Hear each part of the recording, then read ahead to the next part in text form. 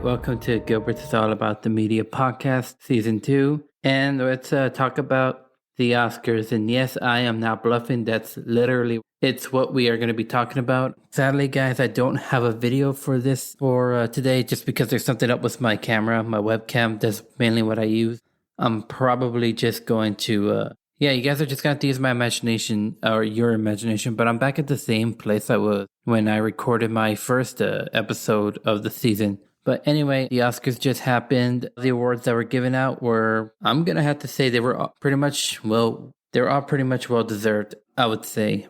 Everything Everywhere All at Once. Again, I've talked about that movie. I love that movie. It is such a great film. It won all the major awards. It won Best Actress for Michelle Yeoh, the first Asian actress to ever win this category and the first actress of color to... No, not the first, but the second actress of color to win Best Actress in 22 years or 21 years. Either way, it should have happened long before that, but it is what it is. Can't dwell on the past. But Everything Everywhere All at Once also won 2 other acting awards. It won Best Supporting Actor and Best Supporting Actress. I knew Ke Huy Quan was going to win Best Supporting Actor just because, you haven't seen him in such a long time. For those who don't know or don't remember Ke Huy Quan, he was Short Round in Indiana Jones and the Temple of Doom. And he was Data in The Goonies. And so far, those were kind of his only acting credits because throughout the 90s and 2000s, he wasn't getting enough acting roles because of his ethnicity. So unfortunately, he was pretty much out of the business. He was a stunt performer. He was a stunt performer, assistant director. He just did a lot of behind the scenes stuff, but he never acted. And then eventually came back with the Daniels' films, with Everything Everywhere. And it all paid off because he won Best Supporting Actor. 2 actresses were nominated for Best Supporting Actress, Stephanie Hsu and Jamie Lee Curtis. Jamie Lee Curtis eventually winning Best Supporting Actress. Her win, I'm so happy for Jamie Lee Curtis that she's won an Oscar. I don't want to take that away from her.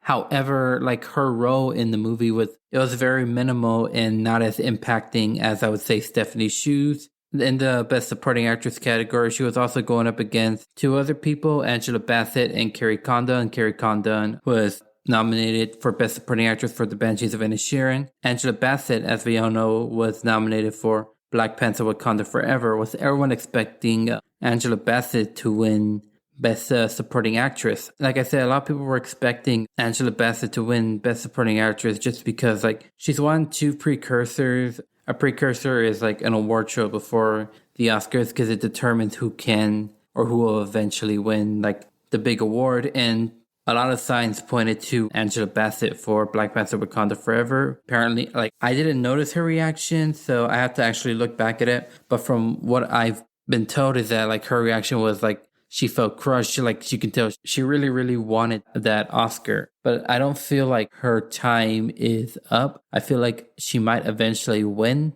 an Oscar. I think this just wasn't the right role or the right time for her to win. But like I said, nothing to take away from Jamie Lee Curtis. I think she should have won for something. First, she should have been nominated for something else. Jamie Lee Curtis has been in the industry since 1978. And the fact that she's been shut off for such a long time until now, again, should have been nominated something first. But again, don't want to take it away from her.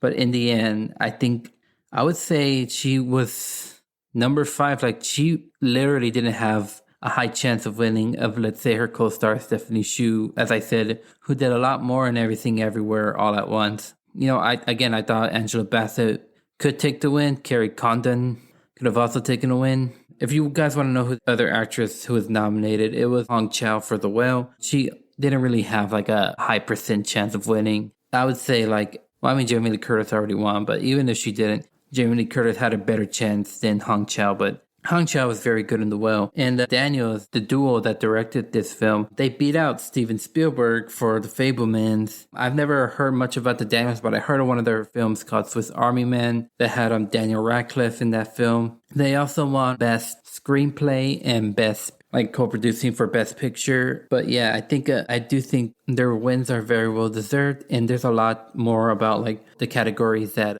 they won for. And I do feel like other films should have won, because there's a handful of films that Everything Everywhere beat out. It won Best Editing. That wasn't a surprise. It actually has the best editing out of the entire nominees. Yeah, and I guess to continue talking about Michelle Yeoh. Michelle Yeoh has been in the industry for a long, long time. I would say maybe as long as Jackie Chan's been around.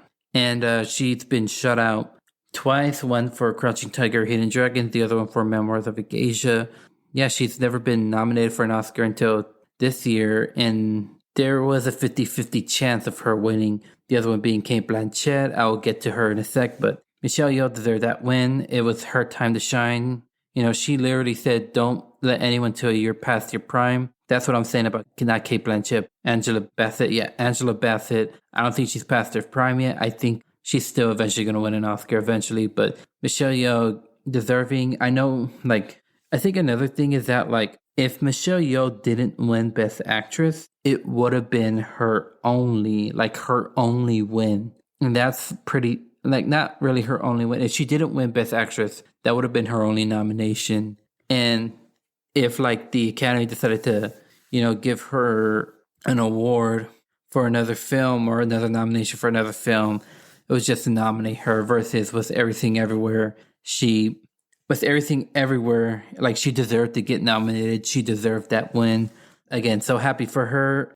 And yeah, I'm just happy everyone who won. Again, Jamie Lee Curtis is just a bit of not the strongest, but, again, not taking that moment away from her. Like I said, Everything Everywhere All at Once is going to be one of those films where, if you talk about a film about the multiverse film, it's going to be leading back to Everything Everywhere All at Once. And like I said, I'm pretty sure Doctor Strange got compared to that movie. And I didn't really like Doctor Strange that much because it didn't handle the theory of the multiverse well as Everything Everywhere All at Once did. And I think this has been written long before they ever started filming it, was Jackie Chan. I've been told Jackie Chan so originally the main role was for a male, and the Daniels intended Jackie Chan to be the star of the movie, but Jackie Chan turned it down, and then they decided, okay, we're going to go for Michelle Yeoh, and we're going to change it to a woman. And, well, look how that turned out.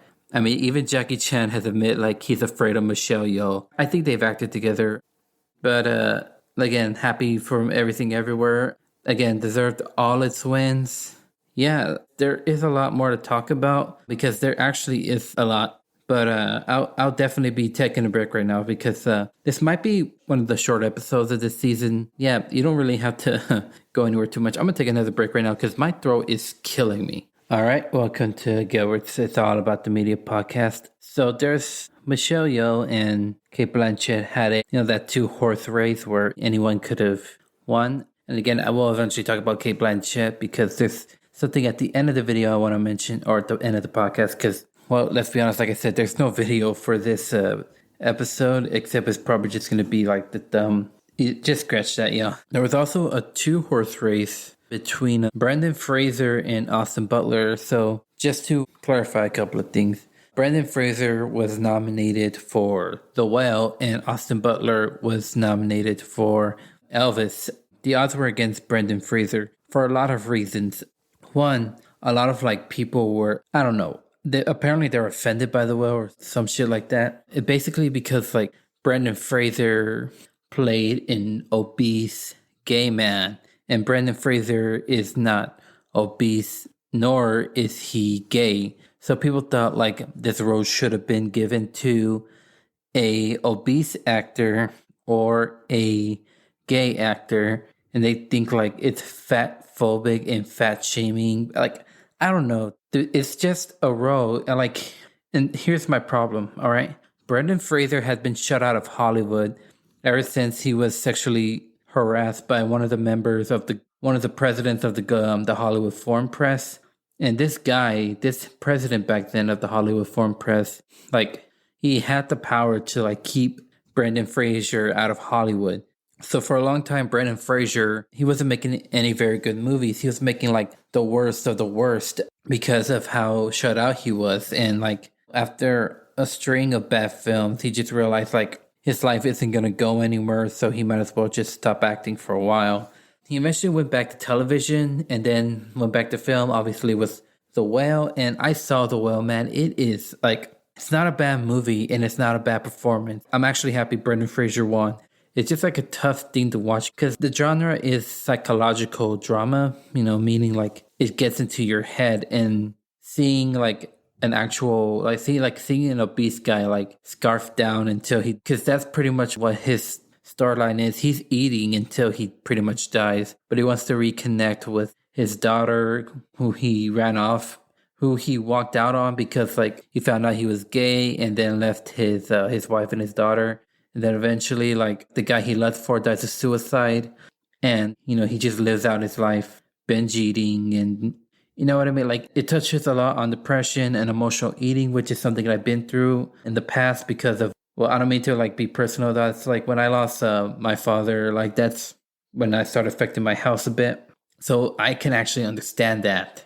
So just, seeing Brendan Fraser, like, take on this role, I was like, I knew eventually he had to win. Like, my heart wanted him to win. But eventually, like, because of that backlash, because so many people thought it was fat phobic and fat shaming, which again, I don't understand. People are just weak spirited. That's what I'm going to say. They're weak spirited. They have this big ego. They have this cloud their judgment or something like that.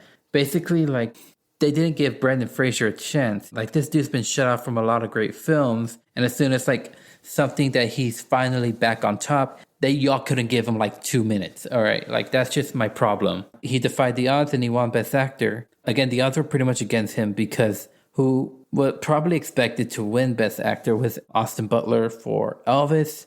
Last year, actually, even now, I haven't had a chance to watch Elvis, mostly because I was working over the summer. It's on HBO Max. I unfortunately do not have HBO Max currently, and I just didn't really have time to like set up an account and all that or reset up. So the same thing goes for the Banshees of Inisherin. I'll talk about that in a sec. But yeah, unfortunately, I didn't get a chance to watch Elvis, so I had to rely on watching YouTube videos. I had to just watch a bunch of YouTube videos on the performance, and just from what I've seen, I was like, oh yeah, you know what? Strong chance he's gonna win Best Actor. Like, that's because Austin Butler has won more precursors, and I will talk about precursors like towards the end. But Austin Butler won more precursors than Brendan Fraser. He won more awards than Brendan Fraser. So the chances were a lot higher. Plus, Austin Butler was playing Elvis. He was playing Elvis, which was a big icon. Because let's look back at it.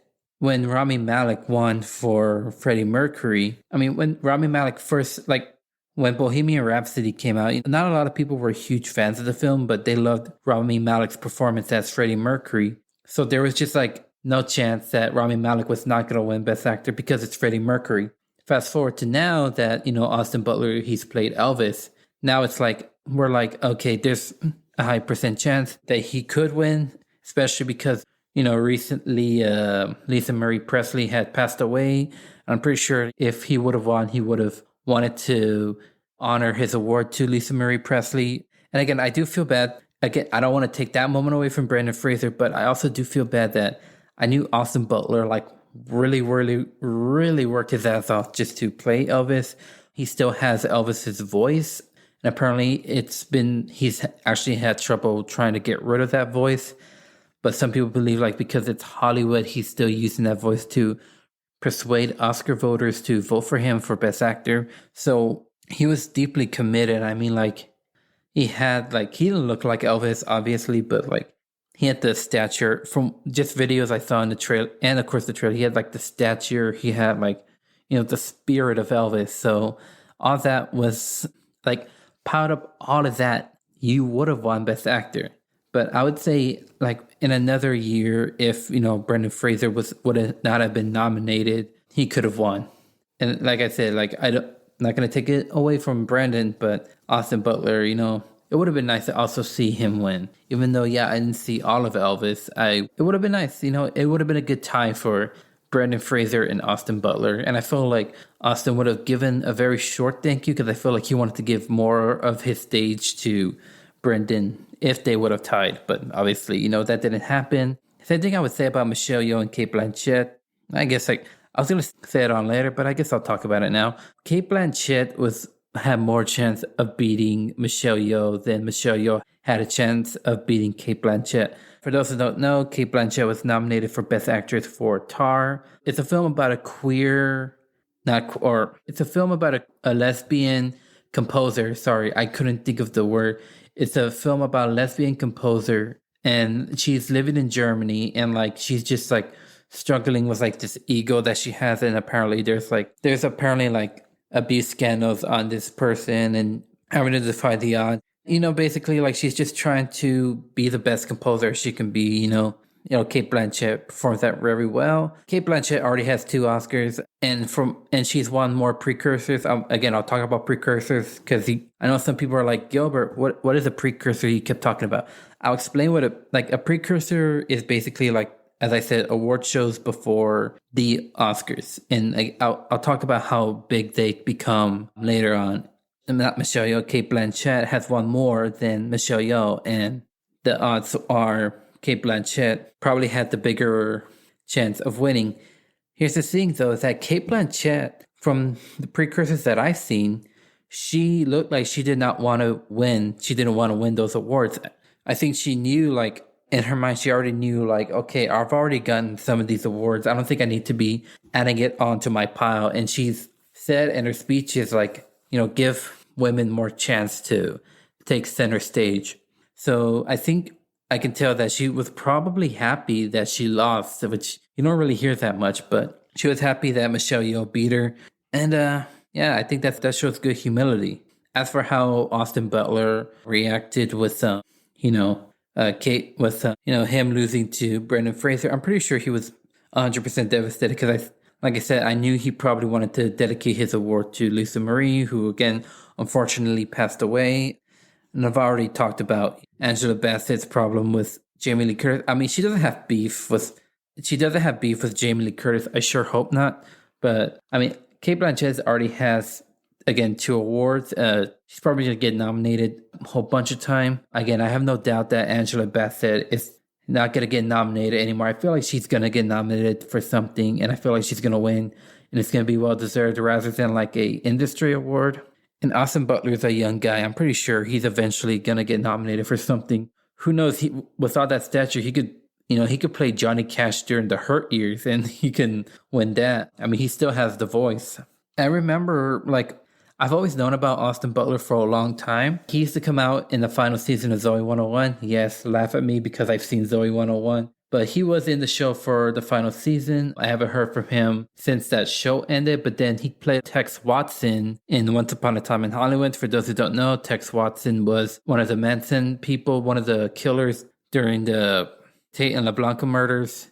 But yeah, ever since then, you didn't hear much until Elvis. Again, he's a young guy. He's only 31. I think he's going to get another nomination, and maybe he'll win. And maybe, I don't know, who knows, if they make another Johnny Cash movie, he could, get nominated for that and win. Nothing against Walk the Line. I love Walk the Line. And I'm going to be real with you guys. I am more of a Johnny Cash fan than an Elvis fan, which is, I'm pretty sure, a bit controversial and a bit, I have nothing against Elvis. He was such a great musician, but there's something within Johnny Cash's music that I find a lot more interesting than Elvis. I think because, Johnny Cash wasn't as showy as Elvis was. And that's not really because of, like, Elvis. It's mainly because of, like, his manager. Like, because I saw a show about Elvis and Johnny Cash and Jerry Lee Lewis, because it was supposed to be before, like, the $1 Million Tour. I think that's what it was when they all toured together. But the show didn't get to last one season, so it never got to that point. But it showed you about how ugly his manager was. And I'm pretty sure, Tom Hanks, like, touched in on that in the performance. It is what it is. Brendan Fraser, I love him, and I'm so glad he has his award. He deserved it after being blacklisted for such a long time. Just like Michelle Yeoh, I felt like that was also Brendan Fraser's, like, only award. Like, if he had lost, it would have been his only nomination. But I would say, like, with both Michelle and Brendan, like, I wanted to say, like, even if they hadn't won, the nomination is a win within itself, because finally the Academy recognizes them. And I'm going to talk a little bit more. Yeah, I'm going to take a break real quick. All right, welcome back to Go. It's all about the media podcast.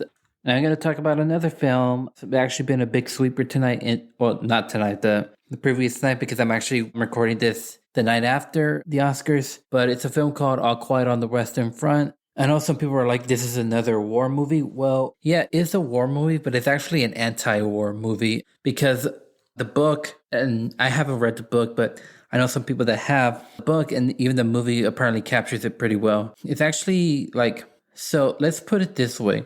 Like, if you watch a war movie now, you pretty much a lot of times only get like, our side of the story of the wars, but you don't really get the other side of the story and how they thought of the war. Because on our side, we see the other side as the enemy, but the book and the movie, and of course this is World War One. This isn't World War Two, but it should affect World War Two as well. But the book and the movie talks about how like blindsided Germany was. Maybe not all of Germany, but from the perspective of one soldier who thought like he was fighting for, his country of Germany.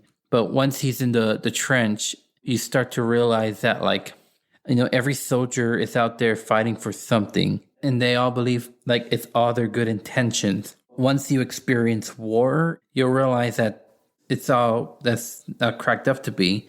And when he's put in the trenches, like you feel for him and the German army. And like, let's remember the German army in both, World War One and World War Two are seen as the enemy, especially in World War Two. But in World War One, first of all, it wasn't really Germany that was our main, enemy. It was actually Austria, which was, considered Germany. But then Germany started becoming a lot more and more of the enemy. But then once you actually look inside like the enemy side, you wouldn't think that not everyone sides was, Germany's political stance and all that. And that's so true within this film. Just seeing like all these like characters like realize what they're fighting for isn't truly what they're fighting for. And like all this you would see in a German film about the war. It's like what you would probably see in American style or a British style of the war.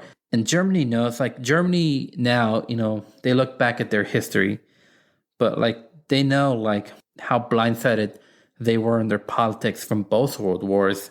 The guy who wrote the book, All Quiet on the Western Front, wrote it, I think, 2 years before Hitler ever became the prime minister of Germany. And once he saw like the rise of Nazism, the author left Germany because he saw like how history was kind of repeating itself there, but becoming a lot more and more worse. So I would have loved to see like how he would have handled it from the Second World War's perspective. But the film is like, you realize that like we're all the same when it comes to fighting a war. We all believe we're fighting for good intentions, and we all believe we're fighting for our motherland or our fatherland, but then when you realize you're in that war, not everything is cracked up to be, and you feel like you're just living a lie. And that's what the main character felt. And it's sad like the actor didn't get nominated for Best Actor, because I think he would have deserved that nomination. But the films that it got, the awards that it got, Best Score, Best Production Designing goes, which is about setting up the scene. So best score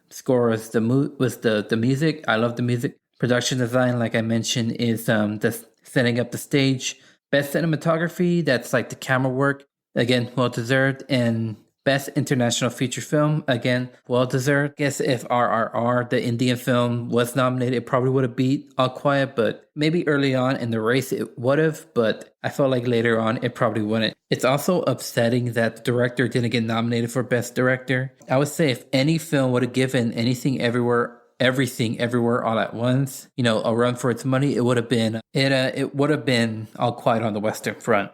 And it was well deserved. And I think that's like the only film that got more than its fair share of, like, that was nominated for Best Picture, that got its fair share wins, because Everything Everywhere took home 7 awards, 3 acting awards, 3 awards for the Daniels, and then 1 editing award. And All Quiet on the Western Front took home some of the technical categories. I guess the only one that it didn't win for, which was Best Sound, that went to Top Gun Maverick. Unfortunately, I have not seen either Top Gun nor Top Gun Maverick, so I can't really say oh, it deserved the win or not. Yeah, I'll eventually watch it and I'll decide for myself, but I'm pretty sure, it probably deserved that win. A lot of people were upset that Top Gun Maverick didn't get best cinematography because of like they actually shot in a live plane, and Tom Cruise having to do his own stunts. That's something, because Tom Cruise is 60. He is 60 and he still does his own stunts. That's insane.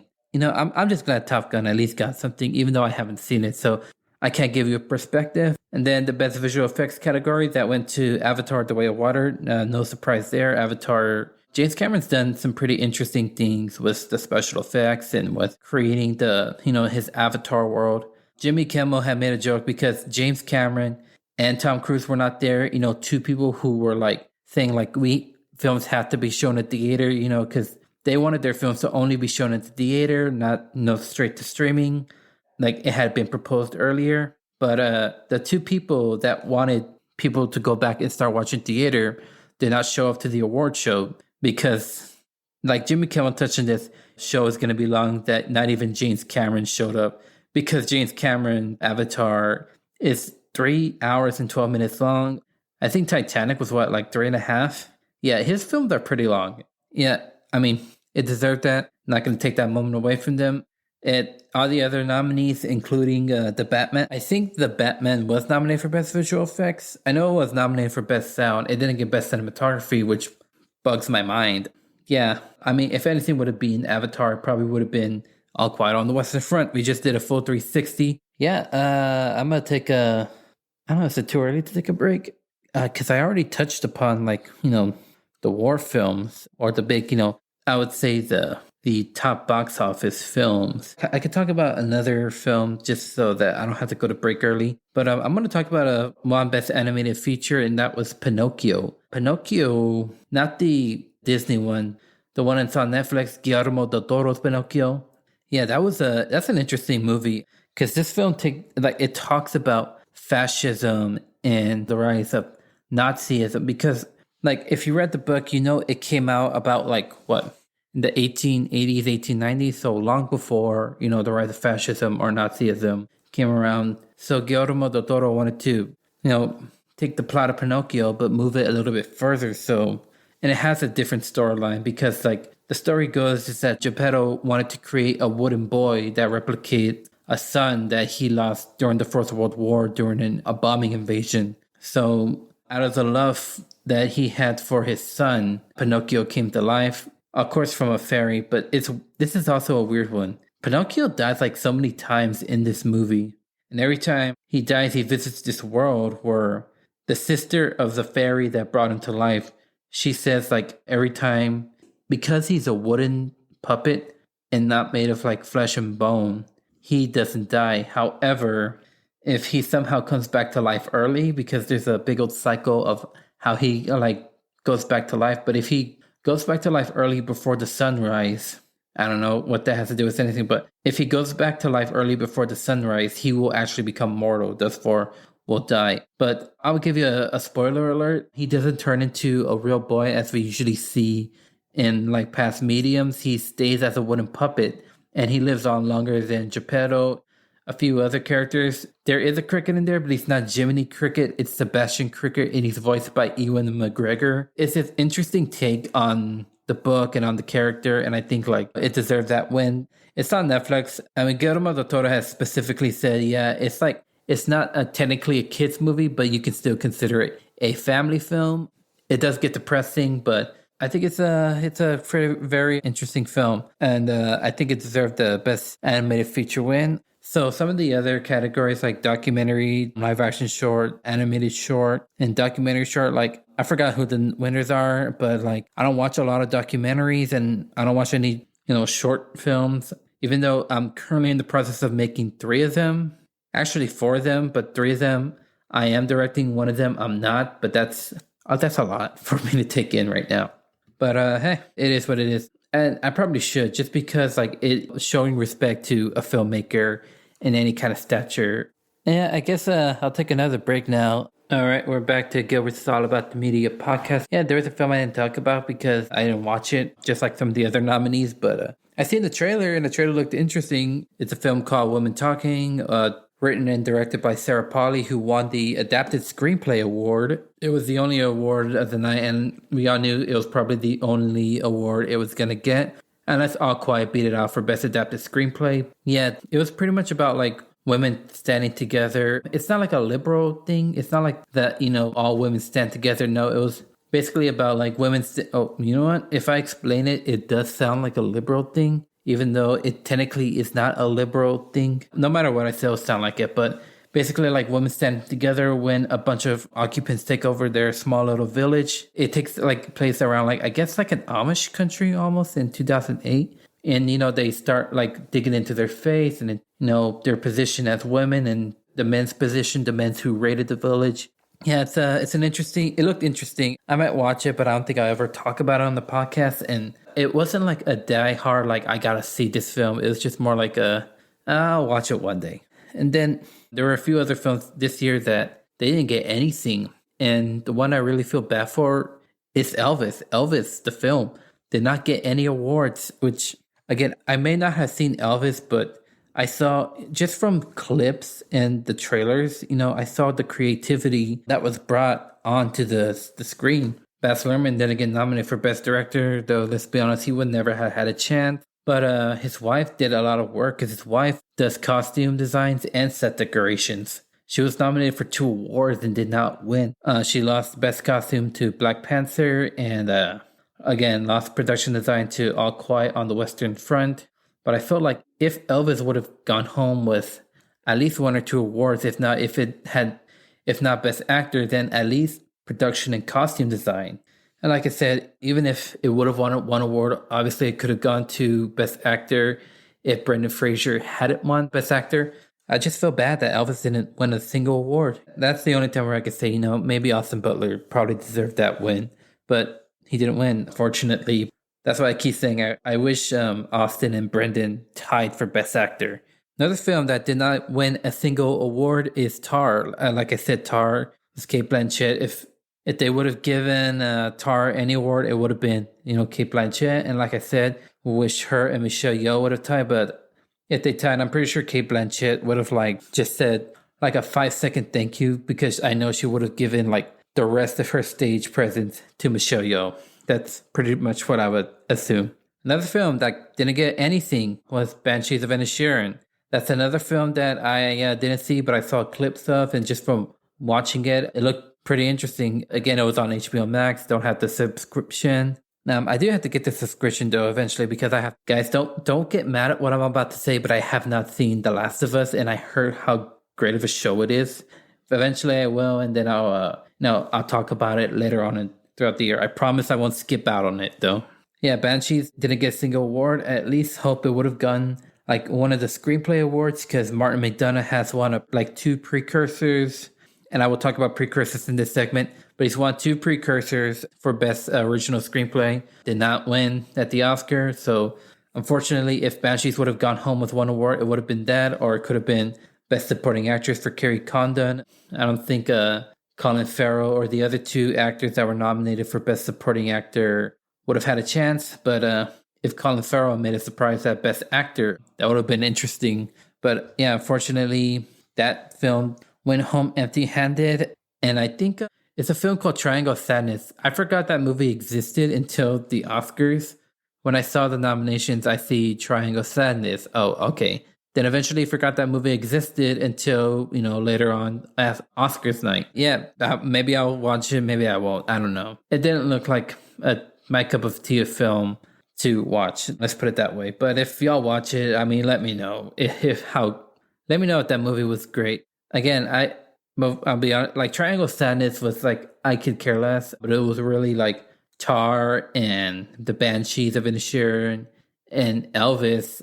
Yeah, if they had, I wish they at least gotten 1 award in their packet, because 1 or 2 awards in their packet, because the Academy likes to be demographic and at least give, 1 award to 1 film for their work. But unfortunately, of course, that didn't happen. So we're stuck with what we got. And, if Everything Everywhere wasn't as great as it was, then maybe some of these films would have gotten at least 1 or 2 awards. Oh, and people want to know, won Best Make. Oh, yeah, I said the Will won Best Makeup. Did I say the Well won Best Makeup? In case I forget, the Well won Best Makeup. The third, I thought it was going to go to Elvis, at least. Even if that is another award that I would have loved to see if Elvis had won, it could have been Best Hair and Makeup. I mean, the well won Best Hair and Makeup, so let's put it that way. And I can stop saying the well won Best Hair and Makeup. See, that was all the nominees for like all the Best Picture nominees, because like I said, I would have loved to see, each film at least take home one award, because I pretty much touched upon it. Like, let's put it this way in a sense, like, because Everything Everywhere won 7, All Quiet won 4, Avatar won 1. I'm just going by the list. The Banshees lost 0, Elvis 0, The Fabelmans, I forgot about that film. Yeah, that film didn't really had a chance like throughout the season.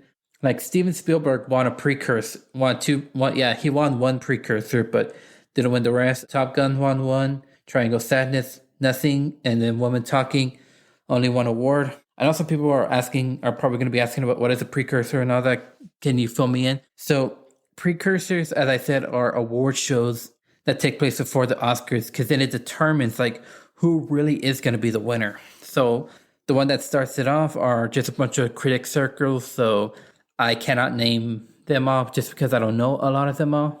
But then the real award like ceremonies are the Golden Globes, which is pretty much a Hollywood industry award. So that's where Michelle Yeoh and Ke Huy Quan won their awards, but they separate a lot of the acting categories. So Best Supporting Actor and Actress stay the same. Best Leading Actor and Actress, there are Best Leading Actor or Actress in a Drama, and then Best Leading Actor or Actress in a Comedy or a Musical.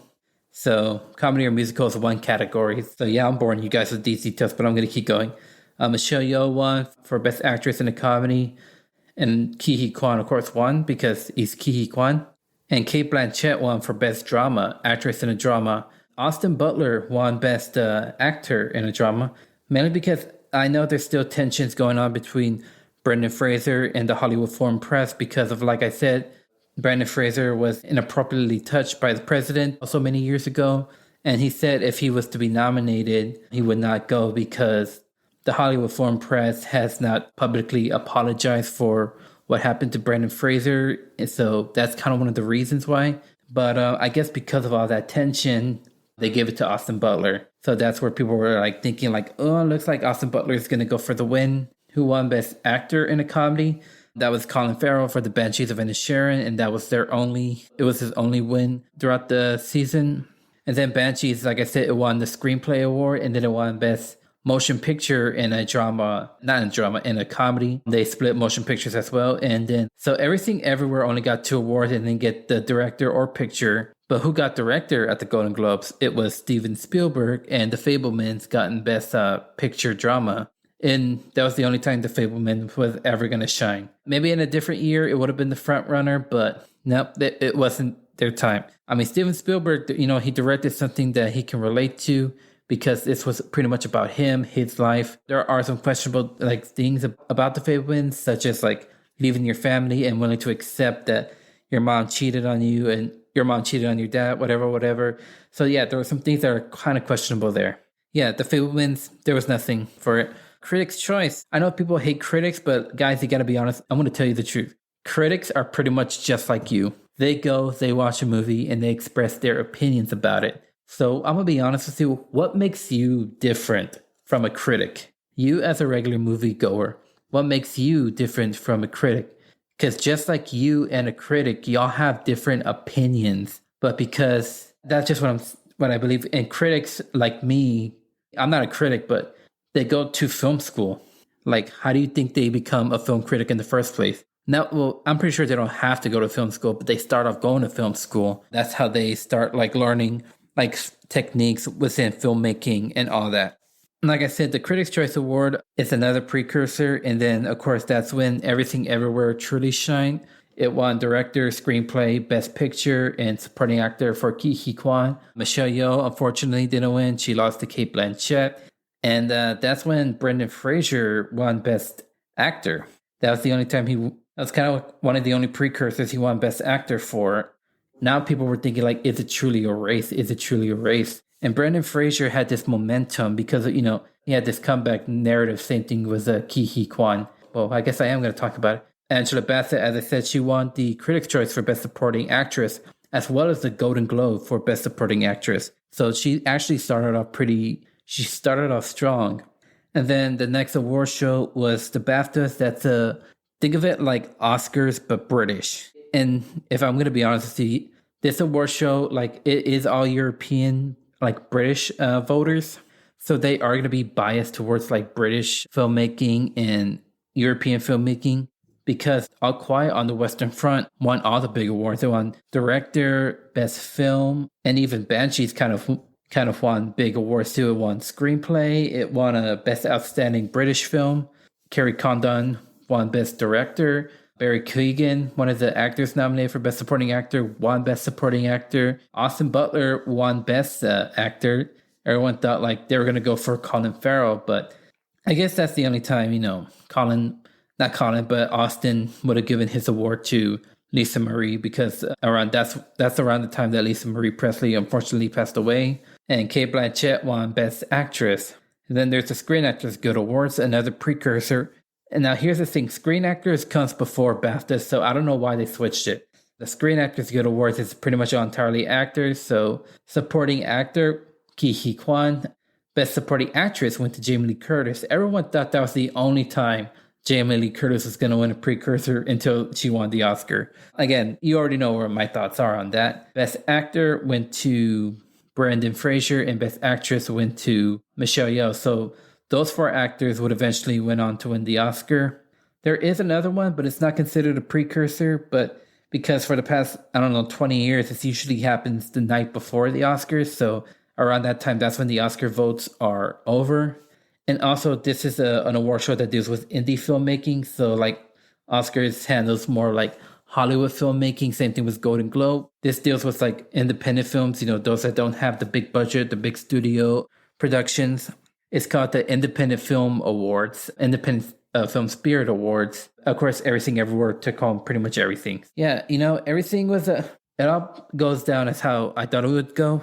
How I predicted. I know everyone was a little bit like anxious about like what was going to happen because of last year's incident with Will Smith. And then, the Academy had like this crisis team where it's like, if anything should happen during the award show, the crisis team will be here to make sure, nothing happens. That's what they're trying to make sure, like nothing happens again, same that happened with, the Will Smith incident. But yeah, that's pretty much this year's award season. I might talk about it next year's award season, because we're getting close to 100 years. This is the 95th Oscars. And at the time, I thought like the Oscars should have stopped when Parasite won Best Picture, because a lot of us thought like there's just no way they could top that, because the last two winners after Parasite and before Everything Everywhere, no one's ever really going to remember them as Best Picture winners. That was Nomadland, and Coda. Those were the only two films where, I don't think anyone's going to really remember them as, Parasite was. But then Everything Everywhere kind of lived up to the expectation of Parasite. Yeah, that's all guys. I actually have, I think, one more episode, not of the season, obviously, but in this little office space, because I don't really have good quality here. I might actually do one more episode in the office space, because I actually will have a studio coming in, and I'm pretty excited about that. So, I have to rent it first. But that's pretty much all I got. You guys have a wonderful night, day, afternoon, whenever you're listening to this. Y'all have a blessed.